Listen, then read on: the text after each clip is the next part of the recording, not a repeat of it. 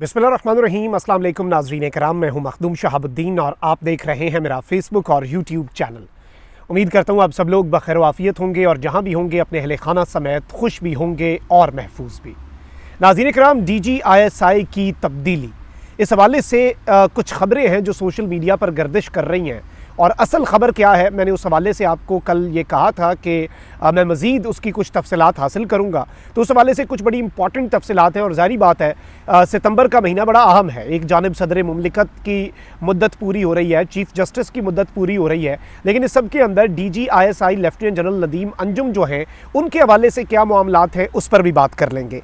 इसके साथ ही साथ राना सनाउल्लाह ने एक और तीर चला दिया है और दोबारा मामलात जो हैं वो उसी लड़ाई की तरफ चले गए हैं जिस लड़ाई ने इससे पहले बहुत कुछ पाकिस्तान को दिखाया है। जबकि आसिफ जरदारी और उनकी टीम के खिलाफ पहला बड़ा कदम जो है वो उठ चुका है, जबकि जो कदम उठा है उसके बाद जो सूरत हाल है उसकी धमकी दी गई है। धमकी किसे दी गई है? धमकी दी गई है जी इदारों को, धमकी दी गई है पाकिस्तान के इंस्टीट्यूशंस को बाज़ाब्ता तौर पर पाकिस्तान पीपल्स पार्टी की तरफ से। और ये धमकी ये है कि आप अगर हमारे साथ वो सब कुछ हम करेंगे जो आप करने जा रहे हैं, फिर जो सिचुएशन हम क्रिएट करेंगे वो सिचुएशन आप फेस नहीं कर पाएंगे। और obviously already there are a lot of challenges because of Imran Khan. तो क्या इस सब में चैलेंजेस बढ़ते जा रहे हैं और क्या पॉलिटिशियंस चाहते या ना चाहते हुए एक पेज पर आते जा रहे हैं? पॉलिटिकल लैंडस्केप पर इसका क्या असर होगा, ये सारी की सारी चीज़ें डिस्कस कर लेते हैं। अगर अभी तक आपने वीडियो को लाइक नहीं किया तो लाइक कर लें। और हमारा 1.5 मिलियन सब्सक्राइबर्स का टारगेट है। जिन लोगों ने सब्सक्राइब नहीं किया चैनल को, उनसे ये दरखास्त होगी कि चैनल को सब्सक्राइब भी कर लें। सबसे पहले एक अपडेट है कि निगरान वज़ीर आज़म अनवारुल हक काकड़ की जानिब से अवाम को बिजली के बिलों में जल्द रिलीफ की फराहमी का वादा अब तक पूरा नहीं हो सका और इन्होंने अवाम से रिलीफ का वादा किया था, लेकिन आला सरकारी ज़राए ने यह बताया है कि IMF ने बिजली के बिलों को मौखर करने की पाकिस्तान की दरख्वास्त पर ताहाल मुकम्मल तौर पर मंजूरी नहीं दी। ज़राए के मुताबिक IMF की जानिब से वजारत ख़जाना और वजारत तवानाई को सवालात भेजे गए, लेकिन कोई जवाब नहीं मिला। IMF पाकिस्तानी मुज़ाकरातकारों को टफ टाइम दे रहा है। ज़राए का बताना है कि पाकिस्तानी हुकाम का IMF के साथ बिजली बिलों की अदायगी के फार्मूले पर इत्तफाक नहीं हो सका है, लेकिन पाकिस्तान की जानिब से अहदाफ की खिलाफ वर्जी नहीं की जाएगी क्योंकि पाकिस्तान ने IMF को यकीन दहानी करवा रखी है। याद रहे कि बिजली के बिलों के खिलाफ मुल्क भर में होने वाले एहतजाज पर निगरान वज़ीर आज़म अनवारुल हक काकड़ ने कुछ इजलास भी किए, नोटिस भी लिया और विफाकी काबीना के इजलास भी तलब किए। और इन्होंने कहा कि इस सब के अंदर एंड पे इन्होंने कहा कि हम रिलीफ देंगे, लेकिन एंड पे जाके इन्होंने कहा कि बिजली के बिलों का मामला कोई बड़ा मसला नहीं है, आवाम को हम रिलीफ दे देंगे, लेकिन ये पहिया जाम हड़ताल जो है उसकी तुक नहीं बनती। अलबत्ता इन्होंने ये कह दिया था। अच्छा, वहीं दूसरी जानिब अब जो सिचुएशन बन चुकी है और इस सूरत हाल के अंदर जो पाकिस्तान के अंदर मुख्तलिफ आप देख लें कि इस वक्त सिनेरियोज़ हैं।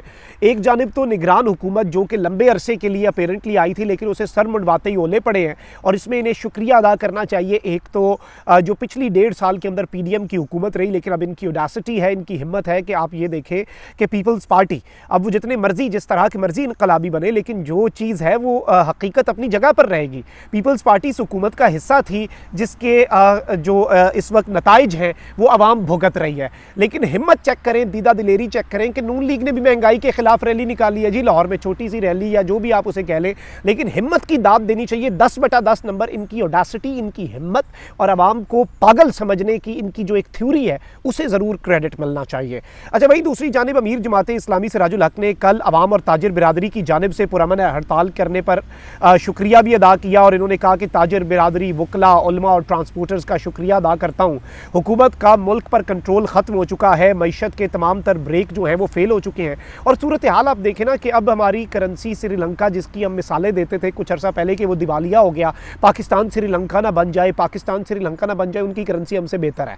अच्छा जी, अफगानिस्तान की हम मिसाल देते थे कि जंग ज़दा है, उनकी हुकूमत को कोई तस्लीम नहीं करता, 4 गुना हमारी करेंसी से उनकी करेंसी की वक़्त है, 4 गुना ज़्यादा ताकतवर है वो। मतलब इस वक्त हम इतने गए गुजरे हो गए कि अफगानिस्तान जो है उनकी वजारत खारजा अपने शहरियों को ट्रैवल एडवाइजरी, अलबत्ता तो उनसे भी सवाल होना चाहिए किस मुंह से वो ये ट्रैवल एडवाइजरी दे रहे हैं कि ज़रा मोहतात रहें, पाकिस्तान में एहतजाज चल रहे हैं और पॉलिटिकल स्टेबिलिटी जो है वो नहीं है पाकिस्तान के अंदर, तो आप ज़रा मोहतात होकर सफ़र करें। अलबत्ता उनके अपने मुल्क में क्या है वो अलग चीज़ है, लेकिन फिर भी आप हिम्मत उनकी देखें ना, कि हिम्मतें बढ़ती हैं। आप जब मार्जिन देते हैं, आप जब हाथ पकड़ाने की बात करते हैं तो बाजू तो पकड़ा जाना है। अब वो थोड़ी सी ज़्यादा हिम्मत दिखा रहे हैं तो अब हमें ज़ाहिर बात है उसके ऊपर रियलाइजेशंस हो रही हैं। अब ज़रा आ जाते हैं पाकिस्तान पाकिस्तान के पॉलिटिकल मामलात के ऊपर, क्योंकि गेम जो है वो फंस चुकी है और सींग जो है वो इस वक्त ताकतवरों ने फंसा लिए हुए हैं और अब किसी न किसी के सींग। इससे पहले आप ये देखें कि इमरान खान साहब को विक्टिमाइज़ किया जा रहा था, इमरान खान साहब को मुकम्मल तौर पर सारी चीज़ें इमरान खान साहब के ख़िलाफ़ हो रही थी और ये जो गड़े इमरान खान के ख़िलाफ़ PDM की जमातों से खुदवाए गए, अब उन गढ़ों के अंदर इमरान खान को तो गिराया गया है और अब इनकी बारी है, क्योंकि इन्होंने बेसिकली शिकारी को जाल बुन कर दिए हैं और ये खुद भी शिकार ही हैं। बस बारी ये है कि बस देखना यह है कि किसकी बारी कब आती है। अब पाकिस्तान तहरीक इंसाफ इमरान खान का शिकार हुआ, इमरान खान को उस पे जाल में डाला, जो जाल PDM ने बुना था, पीपल्स पार्टी, नून लीग, इन सब ने मिलकर बुना था। लेकिन इमरान खान को जिस गड्ढे में इन्होंने गिराया है, उस गड्ढे से निकालने के लिए अवाम इमरान खान के साथ खड़ी है, अवाम अपना हाथ दे रही है, अवाम इमरान खान के नाम पे कांटा नहीं लगाने दे रही। लेकिन अब इन्हें अगर उन गढ़ों में गिराया गया, इन्हें उस जाल में फंसाया गया, इन्हें निकालने वाला भी कोई नहीं मिलना। और पहला निशाना बाज़ाब्ता तौर पे आपको पता है कि पीपल्स पार्टी है। पीपल्स पार्टी के लोग जो हैं उनके नाम नो फ्लाई लिस्ट में डाल दिए गए हैं। पीपल्स पार्टी के एक वजीर के घर पे छापा और वहाँ से कैश बरामद होने की भी कल की खबरें, अलबत्ता वो खबर नहीं है जो चल रही है कि 97 अरब, इतना नहीं, बहुत बड़े लेवल पर करोड़ों रुपया कैश जो है वो बरामद होने की इस वक्त खबरें चल रही हैं मुबैना तौर पर। आसिफ अली जरदारी का खामोशी से दुबई फरार हो जाना, ये भी बड़ा इंपॉर्टेंट है। जबकि नैब कराची ने सिंध में अरबों रुपए की करप्शन के केस में महकमा खुराक और हैदराबाद डिवीजन के डायरेक्टर और डिप्टी डायरेक्टर्स को कॉल अप नोटिस जो है वो जारी कर दिए हैं। ज़राए के मुताबिक तलब किए गए अफसरान को मलीर, हैदराबाद, दादू और जामशोरों में साल 2021 से तैनात ज़िलाई फूड कंट्रोलर के सर्विस प्रोफाइल्स की फराहमी की हिदायत भी जारी कर दी गई है। नैब की जानिब से डायरेक्टर फूड अथॉरिटी से साल 2021-22 में खराब गंदम की फसल से मुतल्लिका रिपोर्ट और इस ज़िमन में की गई खत्तो किताबत की कॉपीज़ भी तलब की गई हैं। ज़राए के मुताबिक कराची और हैदराबाद डिवीजन के डिप्टी डायरेक्टर फूड को रिकॉर्ड की फराहमी के लिए परफॉर्मा भी जारी किया गया है। परफॉर्मा के जरिए मातहत जिलाई फूड कंट्रोलर्स की हुदूद में कायम फ्लोर मिल्स और आटा चक्कियों को जारी गंदम की बोरियों की तफसीलात फराहम करने की हिदायत भी दे दी गई है। ज़राए का कहना है कि परफॉर्मा में फ्लोर मिल्स और आटा चक्कियों की बिजली के बिलों में दर्ज इस्तेमाल शुदा बिजली के यूनिट्स की तफसीलात भी फराहम करने की, मतलब कहीं से मौका नहीं दिया जाएगा। और अब जो करप्शन है उस सब के अंदर करप्शन की तहकीकात के दौरान इंकशाफ हुआ है कि एक साबिक सूबाई वजीर के फ्रंट मैन जो हैं उनके बैंक अकाउंट्स इस्तेमाल होते रहे। नैब को महकमा खुराक में मुबैना तौर पर कई अरब की करप्शन के शवाहिद मिल चुके हैं और ये एक बहुत बड़ी डेवलपमेंट इसलिए भी है, इस चीज़ को समझना इसलिए भी ज़रूरी है क्योंकि इस सब में अब पाकिस्तान पीपल्स पार्टी जो है उसके गिर्द जो घेरा है वो तंग किया जाएगा। पीपल्स पार्टी के से इस वक्त ताकतवर नाराज़ इसलिए, एक तो पीपल्स पार्टी इलेक्शन पर जो अपनी पॉलिसी अपनाए हुए है, उसके साथ ही साथ पाकिस्तान पीपल्स पार्टी जो है उसके हवाले से एतजाज़ अहसन साहब उनकी मजलिस शूरा के मेंबर हैं, लतीफ़ खोसा साहब मेंबर हैं और ये जिस तरह की ताकतवरों को टफ टाइम दे रहे हैं लीगल फ्रंट पे, इमरान खान साहब के साथ हैं, उसके ऊपर भी बहुत से तहफ़्फ़ुज़ात थे। लेकिन अभी रिसेंटली बिलावल भुट्टो ने एतजाज़ अहसन को अपनी मजलिस शूरा के इजलास में बुलाकर एक क्लियर स्टेटमेंट दे दी है और आपको याद होगा पार्लियामेंट के आखिरी इजलास में बिलावल ने अपने वालिद को भी बीच में थोड़ा रगड़ा लगाया और कहा कि जरदारी साहब और नवाज शरीफ साहब, आपने क्या फ़ैसला कर लिया कि जो सियासत आप पूरी ज़िंदगी करते रहे हैं वही सियासत आप अपने बच्चों को, बिलावल को और मरियम को दे के जा रहे हैं, खुदा का खौफ करें। मतलब उनके कहने का मतलब ये था, बिलावल भुट्टो जरदारी साहब का पॉइंट ये था कि आप एस्टैब्लिशमेंट के जो असर है उसे क्यों नहीं ख़त्म करना चाह रहे। लेकिन अब पीपल्स पार्टी बाज़ाब्ता तौर पर उस तरफ को आ गई है और अब पहली तड़ी जो है, पहली बाज़ाब्ता धमकी जो है वो इस वक्त लगा दी गई है ताकतवरों को भी। और खुर्शीद शाह साहब जो हैं उन्होंने सुनो टीवी के एक प्रोग्राम में दो टोक कहा है कि पीपल्स पार्टी वालों का एहतसाब किया तो फिर आप सूरत हाल फेस नहीं कर पाएंगे।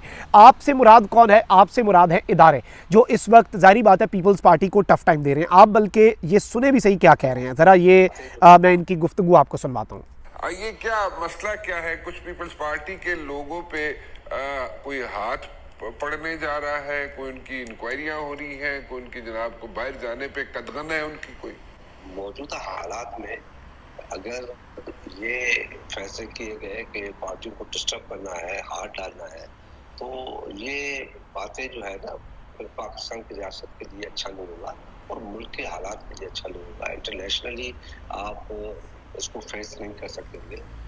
जी नाज़रीन इकराम, आपने सुना कि ये पाकिस्तान की रियासत के लिए अच्छा नहीं होगा, पाकिस्तान के हालात के लिए अच्छा नहीं होगा, इंटरनेशनली आप इसे फेस नहीं कर पाएंगे और जो सूरत हाल आपके लिए बना दी जाएगी, यानी एक क्लियर मैसेज जो है वो दूसरी तरफ से भी कम्युनिकेट कर दिया गया है। अच्छा, वहीं दूसरी जानिब अब जो सूरत हाल है उसके अंदर राना सनाउल्लाह साहब एक्टिव हुए हैं और इन्होंने कहा है कि जी अदालती निज़ाम के लाडले को बाहर जाने की क्या ज़रूरत है, जिनका बंदा है वो बचाने की कोशिश कर रहे हैं। अब ये जो स्टेटमेंट है राना सनाउल्लाह की, पहले मैं इनकी पूरी स्टेटमेंट सुना देता हूँ, लेकिन ये जो जुमला मैंने पहले आपके सामने रखा है ये जुमला बहुत मानी खेज़ है। इसमें अदालत हुकूमत पर नहीं, जिनका बंदा है वो बचाने की कोशिश कर रहे हैं। ये किस तरफ इशारा है? क्या इस वक्त नून लीग को भी सिचुएशन डामाडोल लग रही है? इस पर भी बात कर लेते हैं। अच्छा, इस सब के अंदर इन्होंने कहा कि आलमी अदालत इंसाफ जाने का मतलब पाकिस्तान को कटहरे में खड़ा करना है और ये मकरूह काम सिर्फ मुल्क दुश्मन और उनके कारिंदे कर सकते हैं। इन्होंने इस सब के अंदर कहा है कि जी दहशतगर्दों को रिहा करने वाले अब दहशतगर्दों को नया रास्ता दिखा रहे हैं। पहले इक़्तिदार में लाकर पाकिस्तान की मईशत और खारजा ताल्लुकात तबाह किए, महंगाई से खाना जंगी की राह हमवार की और नौजवानों के जहन में बारूद भरा ताकि वो हमलावर हो। उन्होंने कहा कि चेयरमैन पीटीआई पर ये पैसा कौन खर्च कर रहा है और इस तरह की इन्होंने सवालात उठाए हैं। लेकिन जाहिर बात है कि ये इनकी फ्रस्ट्रेशन को दिखा रहा है और इन्हें समझ नहीं आ रही कि इमरान खान साहब जो हैं उनके मूव्स की इन्हें समझ नहीं आ रही। अच्छा भाई, दूसरी जानिब इस वक्त जो सूरत हाल है, एक सोशल मीडिया पर खबर चली, एक तो ये खबर चली कि एक लेफ्टिनेंट जनरल जो है सर्विंग लेफ्टिनेंट जनरल, उन्हें नादरा का चेयरमैन लगा दिया गया है और नादरा के अंदर उन्हें तैनात कर दिया गया, क्योंकि ये रूल आया है कि सर्विंग जनरल जो है उसे नादरा में लगाया जा सकता है। तो इस हवाले से भी अभी तक कोई फैसला नहीं हुआ। ये खबर भी दुरुस्त नहीं है जो मैंने कंफर्म किया है। और DGISI lieutenant general Nadeem Anjum जो हैं, जो कि इस ओहदे के ऊपर हैं जनरल फैज़ हमीद के बाद से, उनके हवाले से भी ये खबर आ रही थी कि जनरल नदीम अंजुम को रिप्लेस किया जा रहा है। तो एज ऑफ येट अभी तक मैं आपको ये कंफर्म करके बता सकता हूँ कि lieutenant general Nadeem Anjum is still the director general of the inter services intelligence. और स्पेकुलेशंस और मिस इन्फॉर्मेशन जो है वो सोशल मीडिया के ऊपर न्यू अपॉइंटमेंट्स के हवाले से चल रही है। ऑल्दो कुछ साफ़ियों ने भी इसे रिपोर्ट किया, लेकिन बाद में उन्होंने ये खबर वापस ले ली और मैंने आपको कहा था कि मैं कंफर्म करूंगा। मैं उन साफ़ियों की खबर की तरदीद फुली अभी तक एज ऑफ येट, मैं जिस टाइम पे ये वीडियो रिकॉर्ड कर रहा हूँ और जब तक आप ये वीडियो देख रहे हैं या हमारा अगला व्लॉग अगर इस टॉपिक पर नहीं आता, उस वक्त तक ऐसा कुछ भी नहीं हुआ और कोई ऐसा चेंज जो है वो अभी तक नहीं हुआ और इसकी क्लैरिफिकेशन जो है वो कंफर्म हो चुका है। ये मामला ऐसे ही है। तो ये भी एक चीज़ है। ऑब्वियसली बड़े चेंजेस होने हैं सितंबर के अंदर। सदर मुमलिकत डॉक्टर आरिफ अलवी जा रहे हैं, वो नहीं जाते, वो एक अलग चीज़ है। चीफ जस्टिस ऑफ पाकिस्तान ने तो जाना ही जाना है, नए चीफ जस्टिस काजी फाइज ईसा ने आना है। इसके साथ अगर ISI के अंदर भी चेंज होता है तो ऑब्वियसली ISI के DG जो है एक बड़ी, मैं समझता हूँ फौज में आर्मी चीफ के बाद सबसे इंपॉर्टेंट पोजीशन है और बड़ी डिसाइसिव पोजीशन है। बहुत कुछ चेंज होता है, पॉलिसीज़ चेंज होती हैं, एक डॉक्ट्राइन आता है नया, जो भी आते हैं वो अपना, एक ज़ाहिर बात है हर शख्स का एक अपना तरीका होता है हाउ ऑपरेशंस का, वो ऑपरेशंस कैसे चलाने हैं। तो एक बड़ा चेंज आप देखते हैं। तो let's see how things unfold, कहाँ पे जाके मामला रुकता है। अभी तक की ये खबर थी। अपना बहुत ख्याल रखें। अल्लाह निगहबान, पाकिस्तान जिंदाबाद।